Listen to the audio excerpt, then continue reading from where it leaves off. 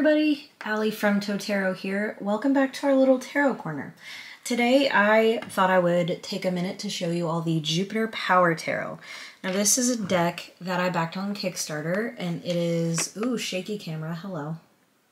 It is created by Charlie Quintero of Six Sad Girls, and you may be familiar with their work. They created the Star Power Tarot, the Moon Power Tarot, and the Mars Power Tarot. I only have the Moon Power Tarot, but it is one of my favorites. It's very space meets punk meets goth meets fantastical blue skin people, just amazing. And all of that to say that when I saw that they were creating this deck, I got very, very excited and pretty much immediately backed it. Now this one is obviously, as you can tell, a little bit more earthy themed with botanicals, and it's kind of got a seafoam green color. Do excuse the ring light. I'm not a pro and I don't have a light box yet, so. But the box has kind of got some designs on the sides. It's a very sturdy, thick box, which is nice too. Again, this is the back and their info if you're interested. And it also came with a couple goodies. It came with a card from what I believe is her Mars Power Tarot. This is what the backs of those look like, and I got the Sun. So this is a card from that deck. And it also came with this kind of cloth. I don't know if you'd consider it a patch. It's kind of a patch, I guess. Yeah, I won't be putting it on anything just because I don't put patches on clothes or anything, but there's that. And then you also got this patch, which I think is really cool. Definitely gives some Nosferatu vibes. Little vampiric flower praying mantis hybrid. I love Charlie's work. Anyway, so it came with those goodies, and I will mention the artist gave us an option on Kickstarter. Initially, it was to be on matte cardstock, but they decided to offer glossy cardstock for those of us who like the feel of her other decks. So I did go for glossy. Let's take a quick look at the guidebook though. I really like this guidebook because it gives you a lot of insight into her choices as to the plants and why. So, for instance, we'll read strength here. It is the Astrantia, or Astrantia, not sure how to pronounce that. The long summer days will not wilt the beauty of spirit. Deriving from the Latin word aster, Astrantia, or Astrantia, flowers are composed of a cluster of many smaller flowers, giving it a delicate yet starry appearance. This plant can be relatively low maintenance in the proper conditions and attracts several types of pollinators while also deterring pests. The flowers can last as long as spring to autumn, and because the plant is a perennial, proper care means that the plant can last for a few years rather than dying off in the winter. Astrantia's humble endurance should be likened to the patience and courage required to overcome inner turmoil. So I love that. So not only do we get the plant, but we get why. I love that. Juno, the forest and the storm. Beneath the glare of the Galilean moons, this era is born. But you have seen this vapor world imbued with some kind of neon glow, some kind of electric growth. The atmosphere pulsing in great heat, a pressure previously unknown. This is the seed. From here the world is a very small thing, but it will soon explode. How cool is that? So let's take a quick look. Ooh. Okay, so it will soon explode into all we know. Each star another memory, and each memory a whole new world. This planet is the sea of reminiscence, distilled into the deep. Here is distilled into the deep, into the depths of our past, which tethers our future path. Oh wait, no. Here is a kind of embrace. See, I'm not good at artsy stuff. Yeah, but anyway. And there's more. So it continues. That's a really neat piece of writing there. And then, let's see. Then we just launch. It looks like she gives credit to the person who helped her with information on plant wisdom and facts. So if you're interested in that. And then it looks like we just launch into the cards with some beautiful photography throughout periodically. And then I think that may be it. Aw, look at this last page. Dear friend, thank you so much for supporting Jupiter to Power Tarot. In your hands, you now hold a piece of my heart. Handle with care. XO, Charlie Quintero. That's so cute. Okay, I love that. Beautiful artwork, creative, all of the information that you need to know. Oh, see? Extra plant poetry and rumination sprinkled throughout by the one and only Annie J. So cool. I love when deck creators collaborate with others. So that's the little guidebook. And now let's get into the deck. So as I said, my cardstock is glossy. I also chose the green edges. I've used mine a little bit so you can see there's a little chipping.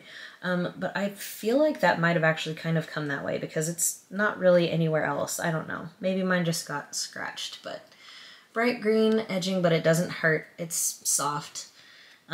These are the backs, the very pretty backs. It's kind of a reversible design, which is really neat. Kind of a seafoam green color, or mint green. And let's delve into the cards. So I'll try.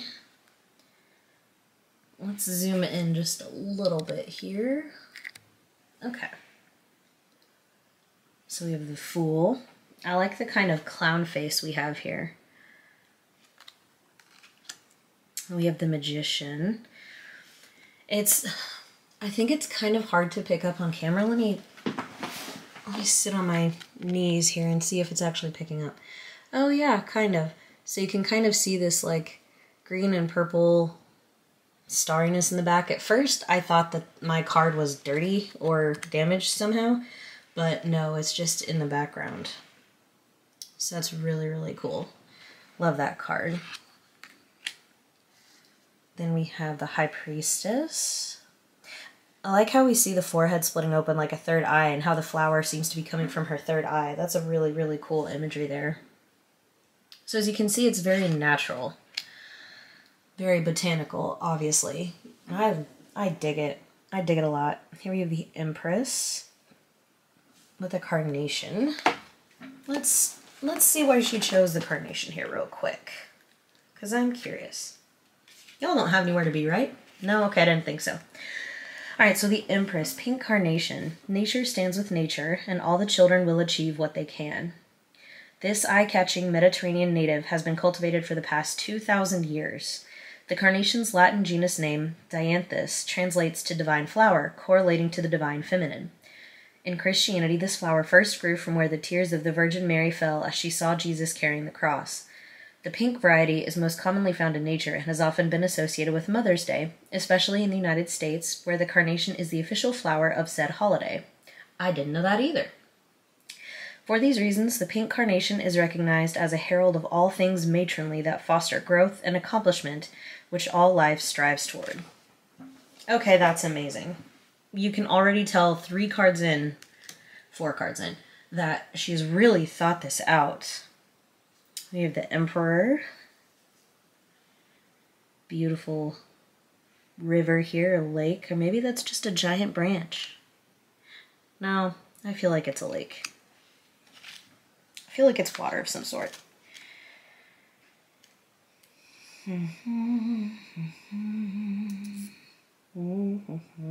Yep, it's water. So it's a lotus flower, obviously. This charming aquatic plant sprouts and blooms in slow-moving, muddy waters throughout much of Asia. It is often associated with concepts of spiritual growth, awakening, enlightenment, and purity, all of which can be categorized as a kind of transcendence that is symbolized by the journey from a seed in murky silt to a jewel that crests above the water. That's really cool. And we have the Hierophant.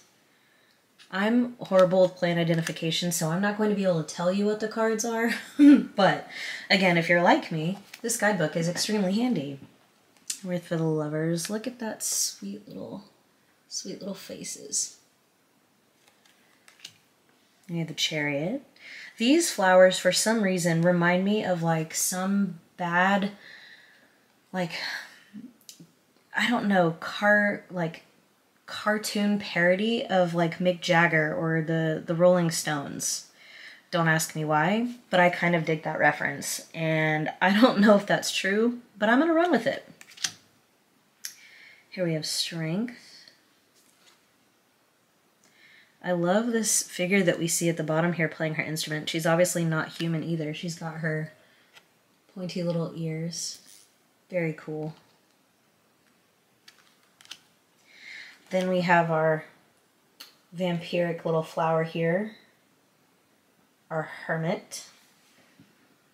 I really love the vampiric face. I don't know why that brings me such joy, but it does. And these little arms, like I mentioned earlier, they remind me of like a praying mantis. Let's read about this one, shall we? Again, that's why you're here. All right, so this is purple heather. In love and war, there ought always be a place for solitude. Heather, generally speaking, is quite popular in Scottish culture and folklore. Poems have been written about it, traditions have been made around it. There is even a famous folk story involving the use of heather in its bittersweet ending. Similar to the rose, the distinct colors of heather carry with them a different meaning. They carry with them different meanings, rather. For instance, white heather symbolizes purity, pink heather symbolizes balance, and red heather is believed to only sprout where blood has been shed, which makes it less than an ideal gift, some would say. Yeah, I don't know that I'd like to receive red heather now that I know that either.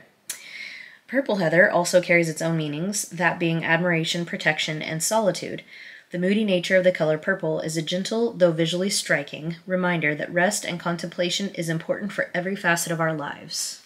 You know what? I think I really do enjoy like the color wave of this deck, like with all the greens and the teals and the blues and whites and blacks. But I really almost think I would really enjoy seeing just like the heather actually be purple, or the carnation back in our Empress card having been pink, you know. I think that would have been really, really cool, but still gorgeous. Look at this Wheel of Fortune card. Definitely a dandelion. That one I know. Here we have Justice. With these little branches coming off on the bottom or roots, I guess. It kind of reminds me of like a mandrake. Is it a mandrake? If it's a mandrake, I'm gonna kind of be proud of myself. I'm not gonna read it, don't worry, but, well, I'm gonna read it to myself, but I'm not gonna read it out loud. Nope, it's gardenia. Okay.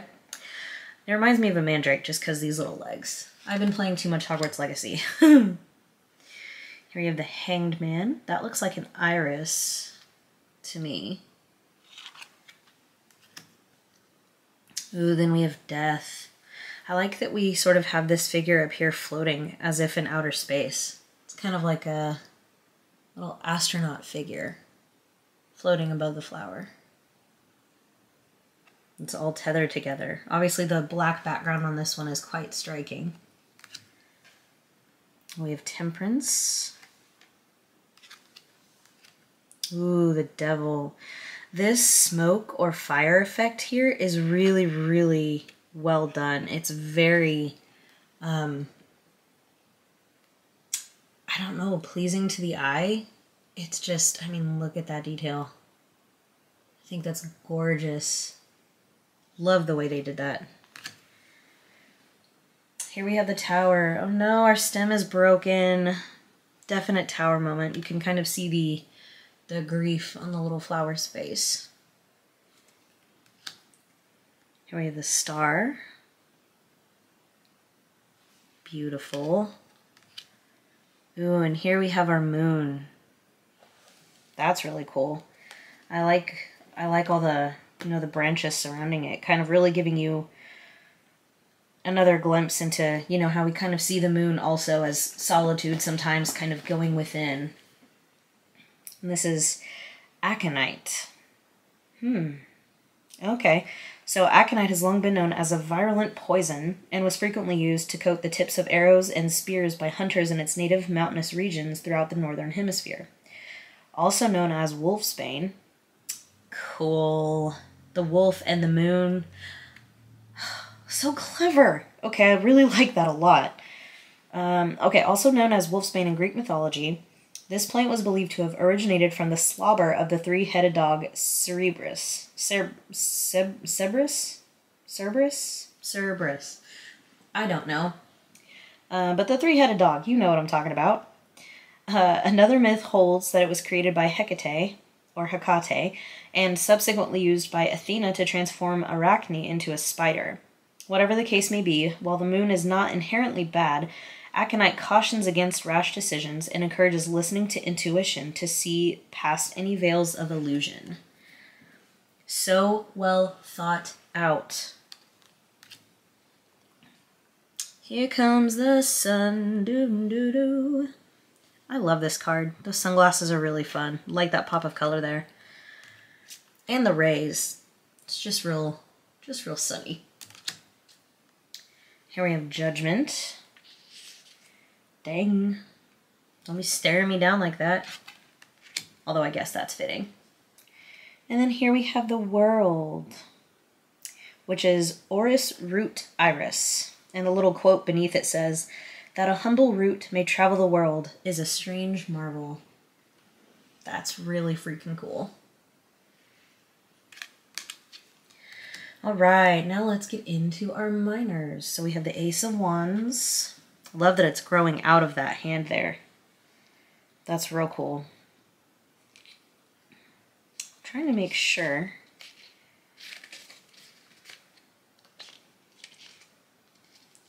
Okay, so technically in the guidebook it goes backwards, and I might have put the deck back in order this way after I shuffled it. I don't remember if it came that way or not, so forgive me, but as I said, I've been using this deck and loving it. But this is a jalapeno pepper. That's cool. You can see the peppers there in the plant. We have our 2. The 3. Looks like some holly there. I love the eyes on this figure. They're very, they seem very focused, you know? Like they're very intently waiting or about to step into action here. I love that.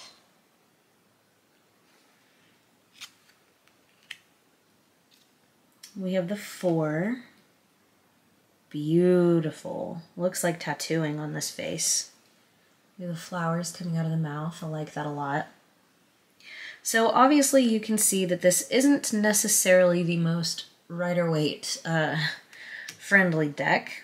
So it may not be the best for beginners, but, you know, that being said, maybe if you are very much into plants and, was it horticulture? Yeah, I think it would be horticulture. Then maybe this will actually speak to you on that level, and this would be a great first deck for you. We have the 5, kind of covering the eye of this figure. We have the 6. Either way, it's very beautiful. We have the 7 of Wands. Hey, come back here. We have the 8. Ooh, that's really pretty. Was that Lily? It looks like Lily of the Valley. Let's see.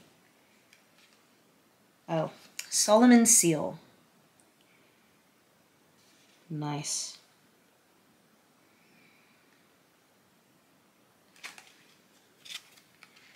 And we have the 9 with this almost like mermaidy creature. I don't know if you can see, but it's like they've got little roots all over them.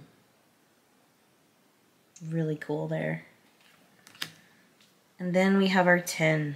You definitely get the feeling here of being like overburdened. You can see that it's just kind of crowding this figure's space. This hand, it looks, has almost even, well, no, I guess you can see her fingers. But just that overgrowth, that moving in, where it's all just right there. It's pretty great for the 10 of Wands.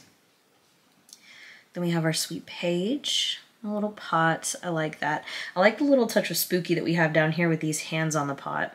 And the fact that our character looks like maybe a little less than friendly. No, not to be trifled with. We have our knight.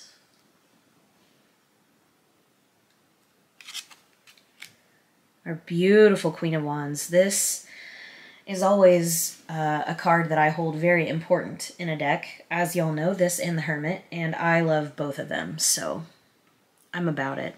I love how she's just intertwined with it. She is the flower, you know? Wonder what flower this is. I haven't looked this one up. Let's see. This is Lady's Mantle. How bold to be so beautiful that others are drawn to such courage. Aw, that's perfect for the Queen of Wands. Lady's Mantle was so named for its scalloped leaves that some thought resembled the cloak of the Virgin Mary. Medicinally speaking, it has been used to repair damaged tissue in the body and has an affinity for healing and strengthening female reproductive organs. The flowers range from green to bright chartreuse, while the leaves, which are hydrophobic and create beads of water, are valued for their appearance in wet weather. Dope. Woman power? What? Thank you. And here we have our king. Interesting little imagery here with the keyhole there in the eye. I wonder, is there? No. I don't necessarily see a key in the other eye, but very interesting imagery. Alright, so our cups. Again, we have a figure reaching out. That is kind of a nod to the RWS. And we have the flower coming out of the figure. We have the tiny little heart here on the wrist. That's kind of cute. And we have the Two of Cups. I like the visual of this, how it's the same figure just repeating. Almost like it's erasing as it's going backwards. I don't know why, but that's very cool. And you can see the flowers that are coming out of their mouths are intertwined, so it definitely gives Two of Cups vibes there. And we have the three. Definitely some, okay, these two figures, I gotta tell you, they're creeping me out just a tiny bit. Can you see that they're crying? It looks like they're crying blue, but they've also got blue around their mouths. That reminds me of the evil jester back in the day from Are You Afraid of the Dark? How he would like start drooling blue everywhere so you knew that he was close.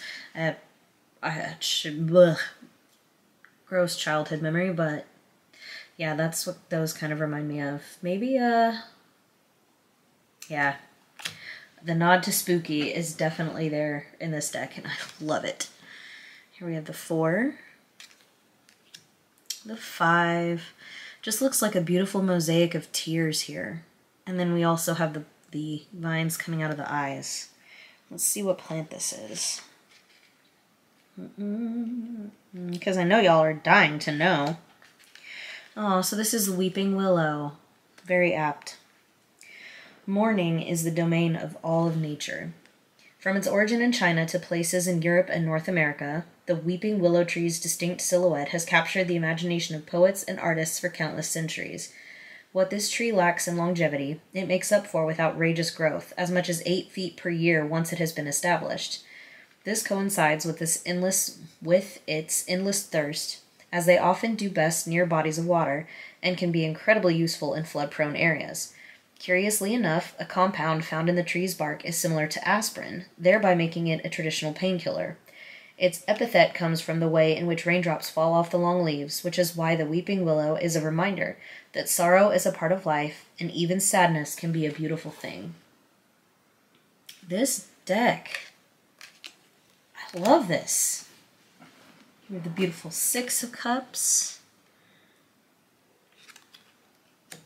and a 7. Very funky, kind of a psychedelic almost. I like that a lot. We have the 8.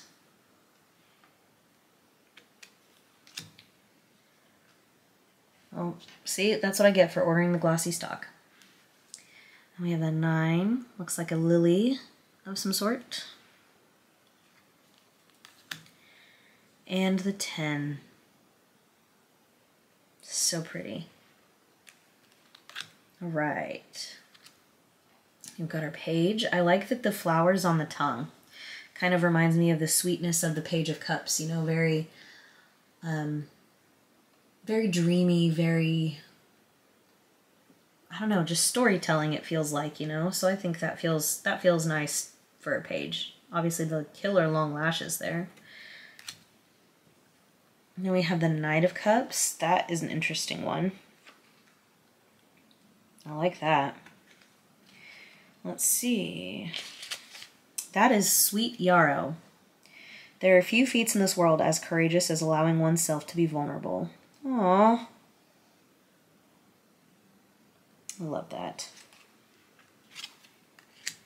Here's our beautiful queen. I love the contrast of this bright blue on this black. Very cool. And then you have the little heart here on her cheek. And our king.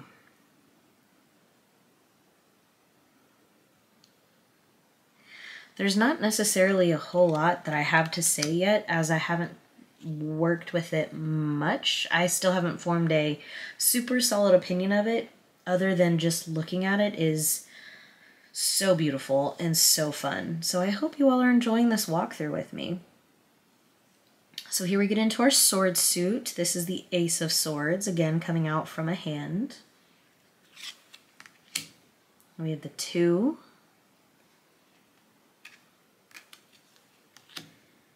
Ooh, the 3.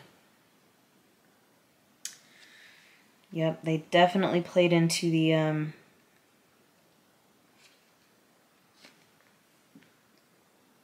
pain, you know, in this card that is sometimes depicted. This is Adonis. The beauty is an endurance beyond death, even though the memory is a scar upon the mind. Oh, okay. So this is actually really interesting. This flower represents the death of Adonis, a young Greek hunter who was beautiful enough to entrance both Aphrodite and Persephone. To receive Adonis as a gift is an acknowledgement of that which weighs heavy on your heart.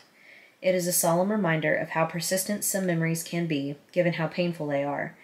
This plant is toxic to humans and livestock, and echoes the sentiment of something beautiful being out of reach to us.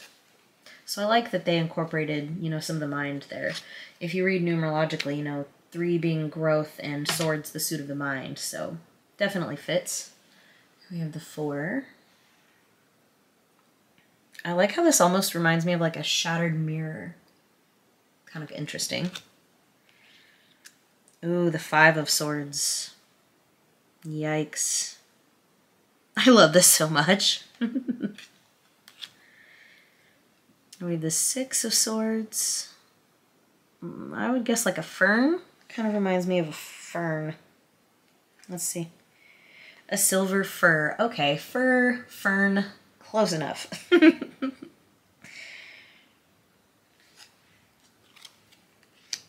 have our 7.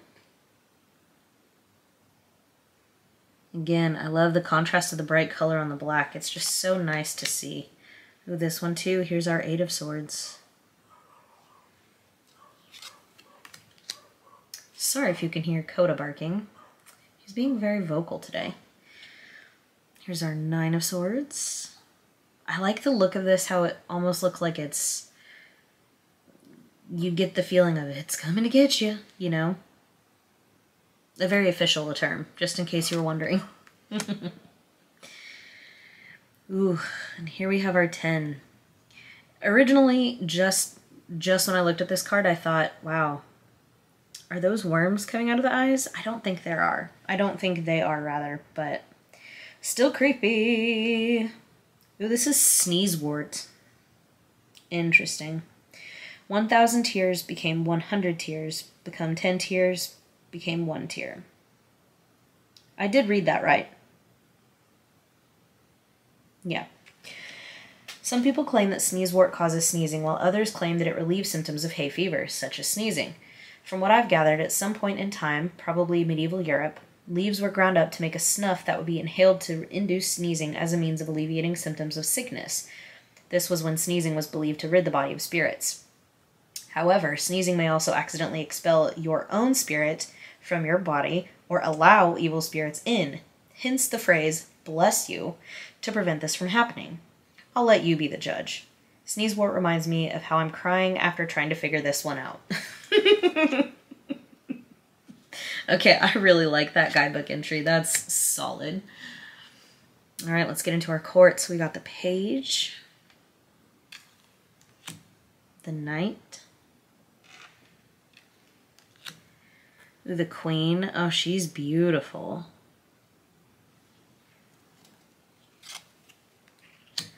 And the King. Very curious that this is like, these look like teeth, right? Like a, yeah, like a set of teeth. Interesting. I wonder if that's supposed to be that way.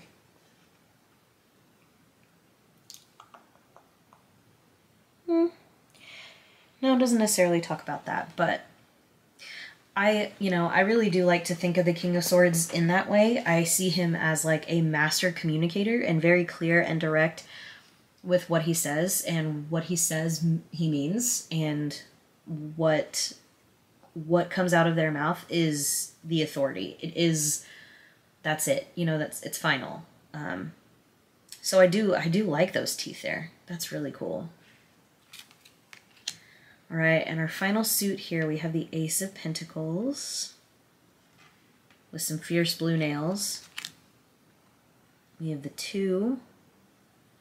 This almost reminds me of like a Dr. Seuss character. I like that a lot. The 3. I wonder what this one is. Let's see here. This is fenugreek. There is endless growth between us and the crops. With seeds from Tel Halal, Iraq, that are carbon dated back to 4000 BC, fenugreek has been valuable, not invaluable, to civilization for quite some time. Although it was at one point popular cattle fodder, today you will often see this predominantly used in Indian cuisine and Middle Eastern recipes. Pickles, curry powders, and pastes are commonplace for fenugreek, and the sotolon chemical that gives it a maple syrup scent makes it viable for even some sweets. The degree to which this plant shows up in recipes implicates it as being an element that has helped aid the growth of regional cuisine, just as individuals may grow towards a communal goal. So intelligently written. Love this guidebook. We have the 4 of Pentacles. We have the 5.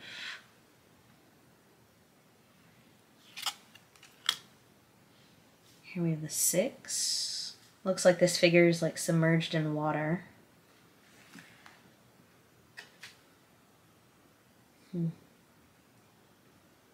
Yeah, so this is alder, and this genus is incredibly tolerant of moist soil, having no trouble growing in wetlands and along riverbanks.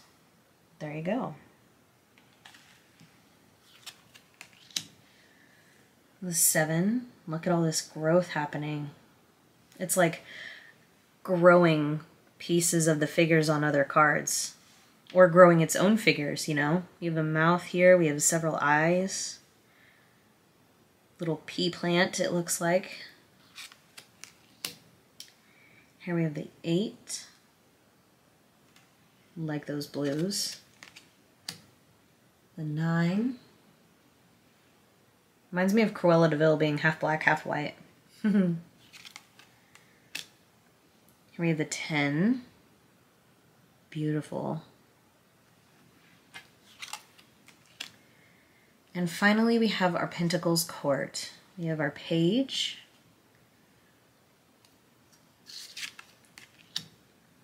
The Knight of Pentacles. Excuse you. Get back here. We have the Queen.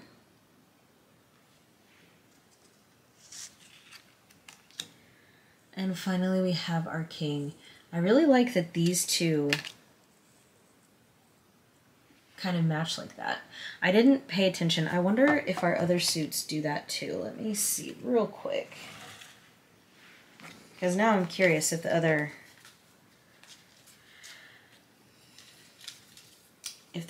queens and kings kind of work together.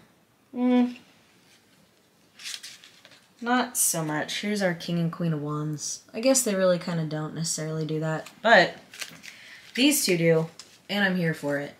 I really like that a lot. In fact, I wonder, it looks like they're very similar plants, if not literally the same one. Hold on. That's really cool, if that's true. Okay, so no. So the Queen of Pentacles is Vervain, and the King of Pentacles is Arabian Jasmine. But I don't know, something about the patterns in these, like right here around their pelvic areas, it seems to grow kind of in the same fashion, the same pattern. So these are very complementary to each other, and I dig that. Huh. Very cool. Well, that is it. Let's give it a quick shuffle here. I have already shuffled it. Actually, let's zoom out before we do that. Let's not get crazy. Like I said, this was a deck that I backed on Kickstarter. I'm sure that there will be some available at some point, although I don't know when. But just keep an eye out if you're interested. This is really going to shake the camera, but let's do it anyway. Yeah. Shuffles like a dream. That super glossy stock, it just makes it so easy to move. And the shininess really doesn't bother me, nor does the edging, but I know some people might not be fans of glossy, so hopefully the creator will also stock the matte in their shop for future buyers. But yeah, that is all. Let's fan it like the pros do. Yeah, absolutely no problem fanning.